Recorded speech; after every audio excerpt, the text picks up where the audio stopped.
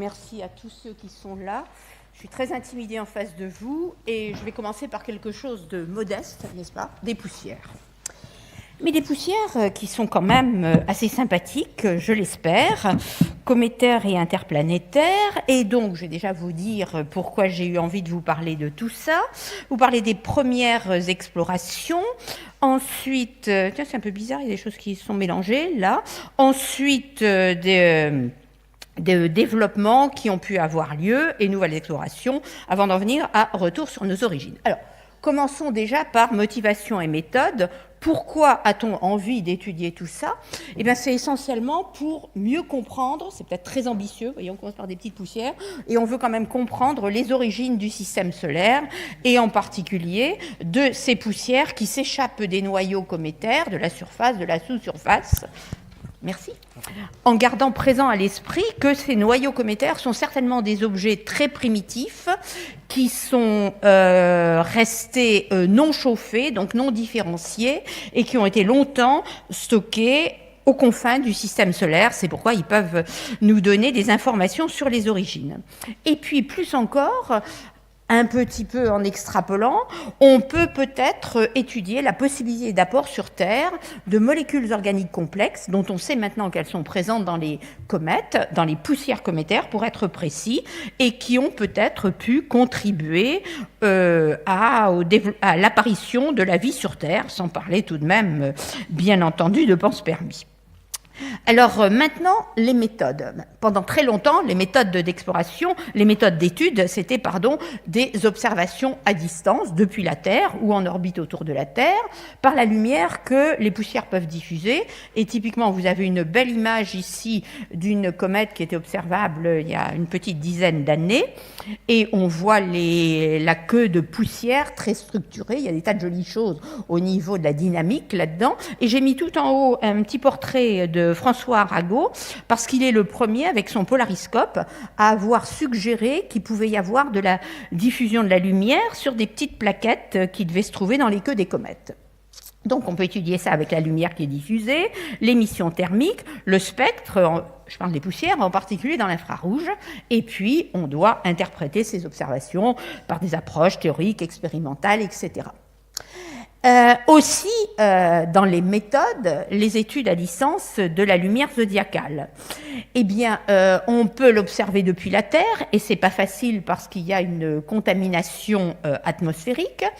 On peut aussi exceptionnellement l'observer en orbite autour de la Terre, et j'ai eu la chance de pouvoir faire ça grâce à la thèse que je faisais avec Monsieur Blamont.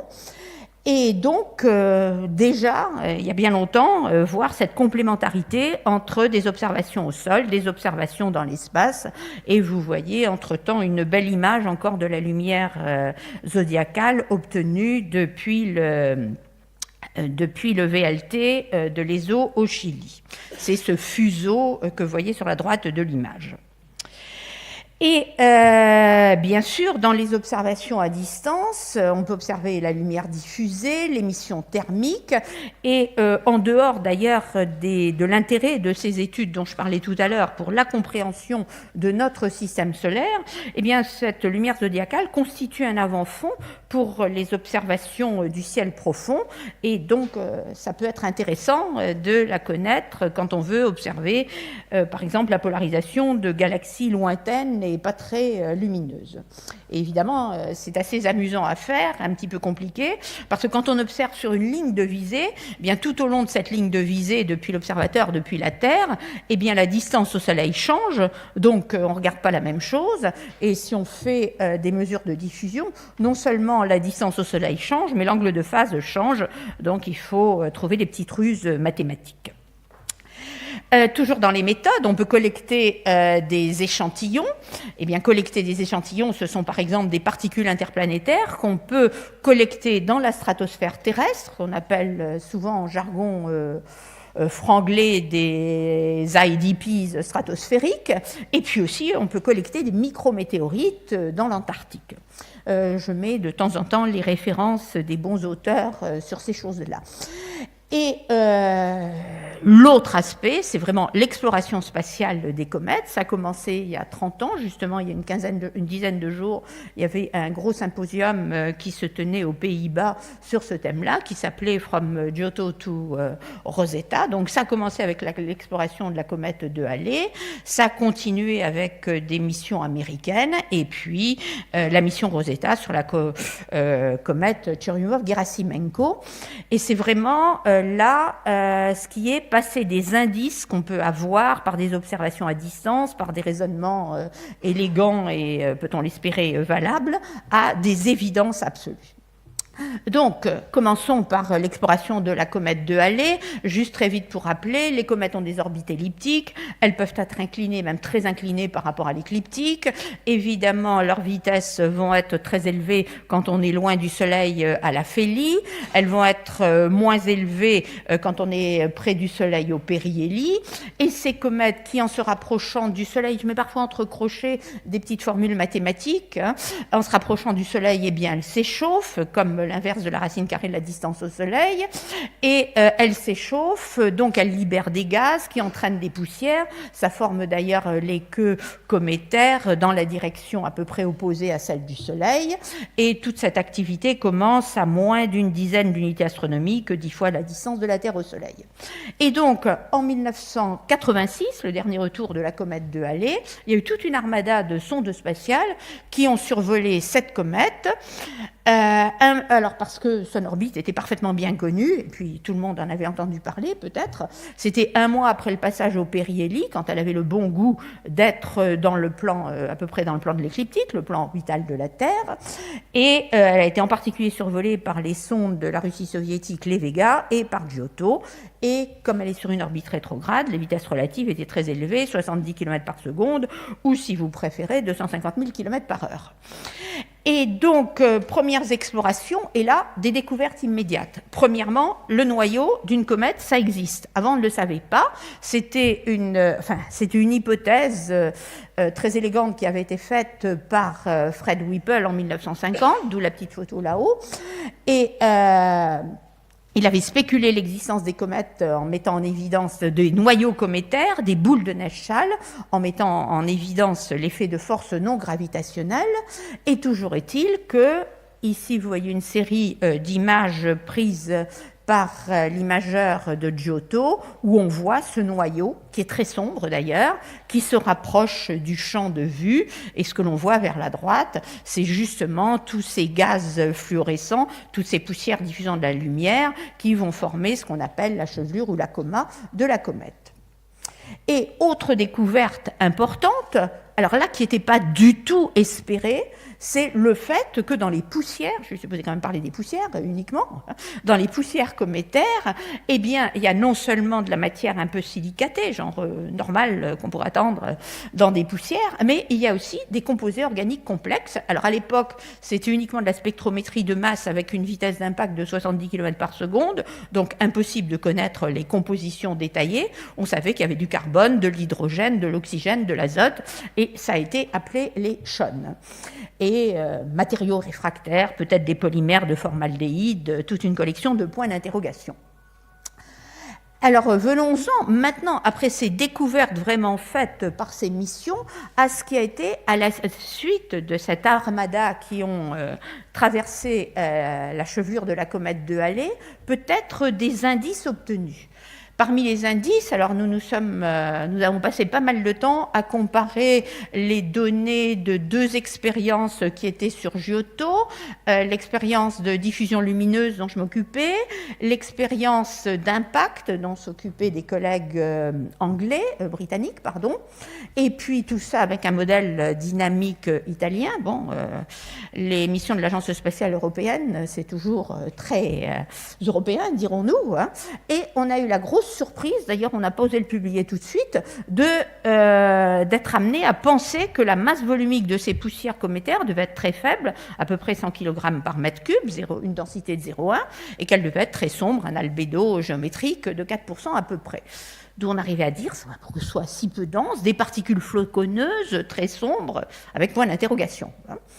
En même temps, on a pu voir que lorsque... Alors cette figure, vous mettriez à droite le noyau de la comète, à gauche on s'éloigne du noyau, et je la regarde comme ça parce que Giotto allait dans ce sens-là, mais plus on se rapprochait du noyau de la comète, plus la polarisation linéaire baissait un petit peu, sauf à des moments qui correspondaient justement à des traversées de G, enfin de structures en forme de G, devrais-je dire, par la sonde de Giotto, et il y avait un renforcement de cette polarisation. Alors là, tout ce qu'on pouvait dire, c'est qu'il doit y avoir des poussières aux propriétés différentes. Ensuite, on a pu faire aussi de la spectroscopie à distance et il a été trouvé qu'il y avait certainement là-dedans des silicates amorphes et cristallins, ça c'est surtout la comète de Halley, la comète Halley-Bopp, et puis probablement des particules microniques et des agrégats poreux. Qu'est-ce que je suis en train de faire là ? Donc, observation à distance, il y a eu aussi de l'émission thermique du nuage Yakal que vous voyez sur cette forme de carte. Ce qui est horizontal, c'est évidemment le plan galactique, et l'espèce de S, c'est le plan enfin, je devrais dire plutôt le plan moyen de toutes les planètes, disons proche de l'écliptique, et ici, nous avons l'émission thermique de ces poussières interplanétaires cette fois-ci.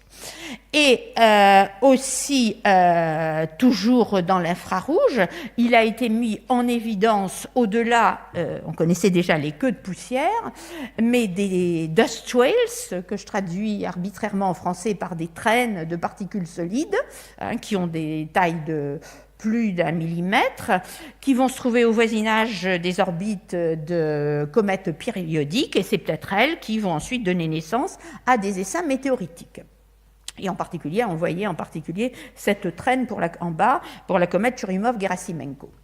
Et puis, dans les observations à distance, la polarimétrie cométaire, j'y ai déjà fait un tout petit peu allusion, la définition de cette polarisation linéaire de la lumière diffusée, l'imagerie polarimétrique qui va être donc prise à un angle de phase, à une longueur d'onde donnée, et sur une carte, là on a une carte qu'on aperçoit, oui, on voit mieux là-bas, qui fait à peu près 80 000 km de côté, on voit des régions qui sont plus sombres, des régions qui sont plus claires, et les régions qui sont plus claires, vous voyez, c'est des jets qui tournent, ça veut dire, là encore, qu'il y a des poussières aux propriétés différentes. Aussi les courbes de phase polarimétriques qui vont pouvoir mettre en évidence des changements lors de sursauts d'activité, lors de fragmentation de noyaux cométaires, tout ça étant accompagné de simulations numériques et expérimentales, des simulations numériques qui vont donner des indices sur la taille des grains,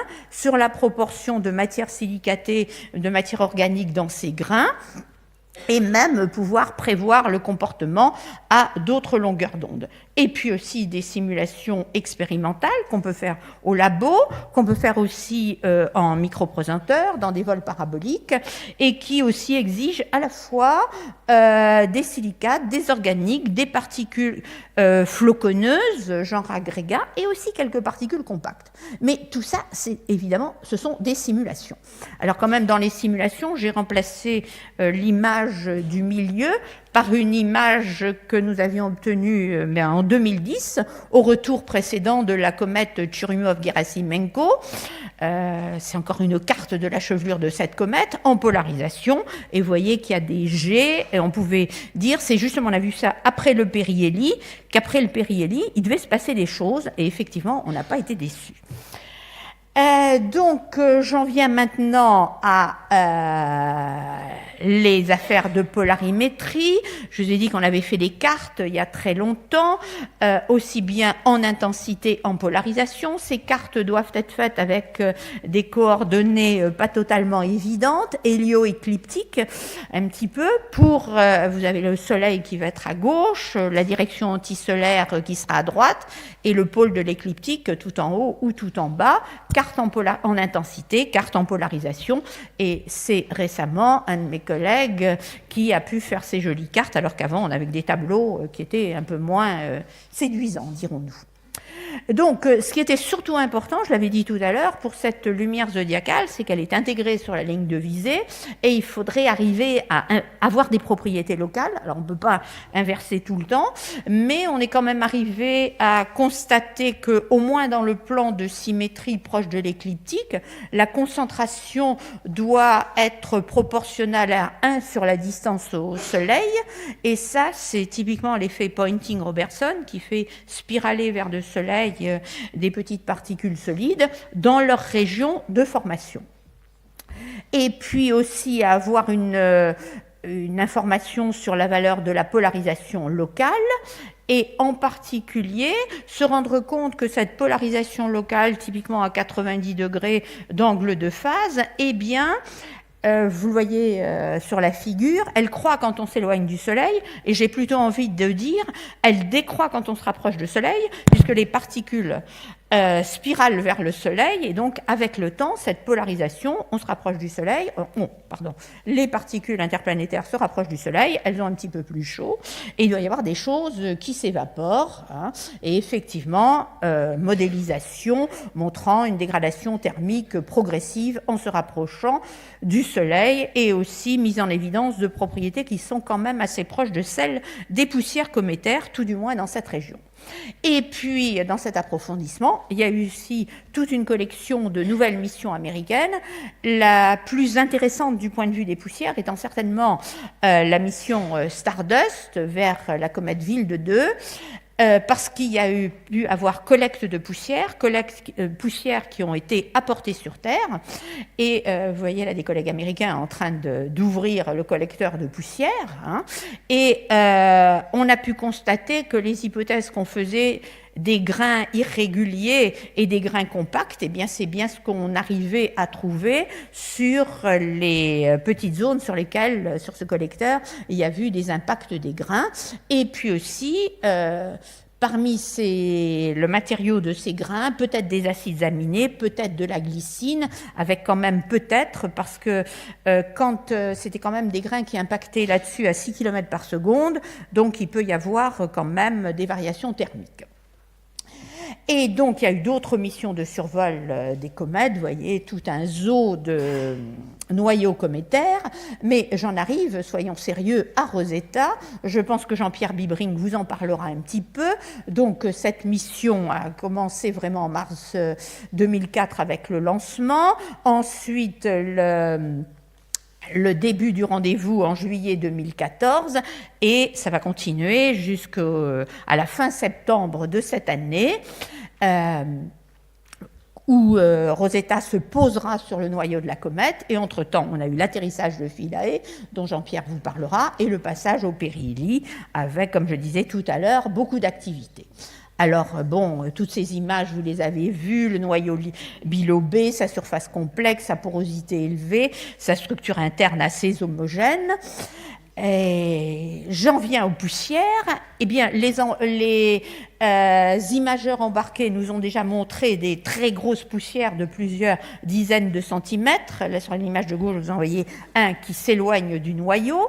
Ces poussières qui sont dans le champ, d'ailleurs, de l'imageur et qui donnent des traînées dans presque l'avant-plan, Et puis, aussi ces poussières qui sont présentes sous forme de matière granulaire, de régolithes à la surface du noyau. Vous voyez, par exemple, ces sortes de dunes dans la région api du noyau. C'est la région un petit peu qui correspond au cou, si je puis dire, entre les deux lobes. Et alors vraiment, des expériences directement consacrées aux poussières, il y en a 3 à bord de Rosetta, qui donnent des données depuis 2 ans, et ça continue, donc ça en fait beaucoup. Les expériences de Giada, qui mesurent essentiellement quantité de mouvement, flux, masse des poussières, qui suggèrent, là vraiment, c'est plus des particules floconneuses et compactes. Et puis, des expériences d'imagerie, alors le magnifique microscope sur Cosima, qui, là, vraiment, les montre, ces poussières, et il n'y a pas de doute, elles ne sont pas toutes compactes. On voit en particulier sur l'image du bas qu'il y a à la fois des amas, quelques grains compacts, et puis des amas qui ont des structures différentes. Il y a un très joli papier d'Yves Langevin qui est sorti récemment là-dessus. Et puis, il y a aussi le microscope à force atomique. Même si je travaille beaucoup dessus, je ne peux pas vous montrer les plus belles images parce qu'elles sont sous embargo pour l'instant. C'est assez frustrant. Mais il y a des morphologies diverses. Il y a des agrégats compacts, il y a des agrégats floconneux. Et ça, on le voit à une échelle submicronique. Et évidemment, on s'amuse à regarder la distribution en taille. Et ça sent assez sérieusement les particules, des agglomérats de particules fractales. Donc, je termine un petit peu, et là, j'en viens à des spéculations. Tout ça, qu'est-ce que ça nous raconte, toutes ces affaires de comètes? Eh bien, l'évolution primitive, bon, ça, effondrement gravitationnel, etc. Le disque d'accrétion, les noyaux cométaires qui se forment donc bien au-delà, enfin qui se forment au-delà de la ligne des glaces, parce qu'il y a des glaces d'eau, des glaces de CO2, de CO, de O2, de dans ces comètes. Ces noyaux qu'on pourrait baptiser capsules temporelles qui sont stockées loin du Soleil, dans la ceinture de Kuiper et bien au-delà dans le nuage de Oort, et qui reviennent, qui peuvent venir vers le Soleil uniquement quand ils subissent des perturbations, essentiellement des perturbations gravitationnelles.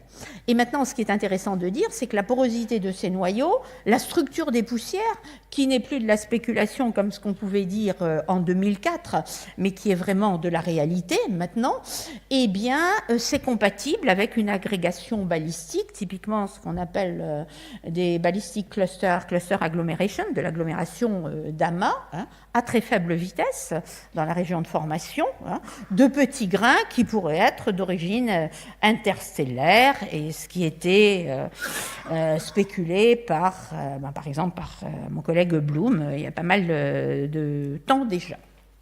Et puis, toujours quelques petites spéculations. Est-ce que ces comètes auraient pu apporter à la Terre des molécules organiques? Bon, alors, suivons l'évolution des comètes à la Terre. Les poussières sont éjectées du noyau. Elles vont repeupler le nuage zodiacal. Et il y a peut-être autant de sources, comètes, il y a aussi les astéroïdes, que de pertes, ce qui tombe vers le Soleil avec l'effet Poynting-Robertson, ou ce qui peut rencontrer des planètes telluriques, par exemple. Et de ce nuage zodiacal, nous arrivons, j'aurais dû dire, depuis les comètes, nous avons déjà l'échevelure cométaire. Garder un peu de temps pour une ou deux questions. Les queues, les traînes cométaires, et dans un lointain passé, absolument, eh bien, tout ça, les noyaux directement pouvaient apporter de l'eau sur Terre, mais pas ces molécules organiques fragiles. Par contre, grâce à leur structure, justement, elles ont peut-être pu survivre grâce à la traversée, grâce à leur structure en forme d'agrégat poreux.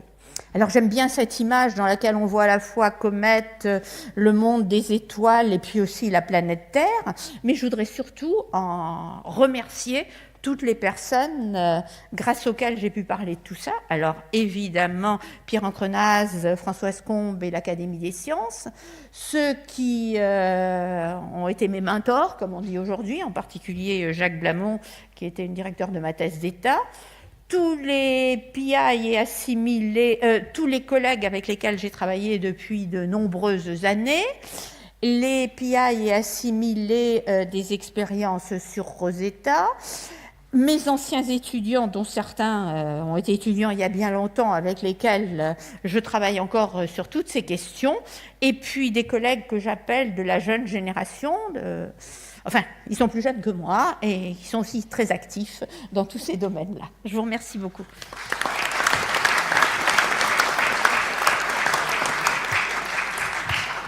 Une question, une seule question. Alors, vous avez été parfait. Si, voilà. Non, allez, vas-y. S'il faut se dévouer, est-ce qu'il y a de la chimie à la surface de ces poussières? Ça, c'est une question très intéressante. Et si j'en ai pas parlé, c'est parce qu'on ne sait pas trop. Il est certain que quand ces poussières sont dans la chevelure des comètes, il se passe des choses, dès qu'elles sont libérées. Mais là, on n'est pas avec un point d'interrogation, c'est avec deux points d'interrogation. Je dirais volontiers que avoir des informations sur la structure de ces poussières qui répond à des questions sur l'impact à l'époque du grand bombardement tardif. C'est relativement simple, enfin c'est une question qu'on commence à avoir résolue maintenant. Connaître vraiment la composition exacte de ces poussières, c'est très compliqué. Il faut vraiment être sur place, avoir une vitesse relative quasi nulle. Alors, il y a des informations qui vont commencer à sortir avec Cosima en particulier là-dessus. Mais finalement, Rosetta n'était pas toujours à la même distance du noyau de la comète de Churyumov-Gerasimenko. Rosetta devait s'éloigner quand la comète devait être très active, au moment où elle crachait le plus de choses, simplement pour ne pas souffrir de tous ces impacts. Donc, il y avait tout le temps des paramètres qui changeaient. Mais je crois qu'avec les données obtenues par Rosetta pendant plus de 2 ans, il y a du travail pour 2 générations futures. Merci.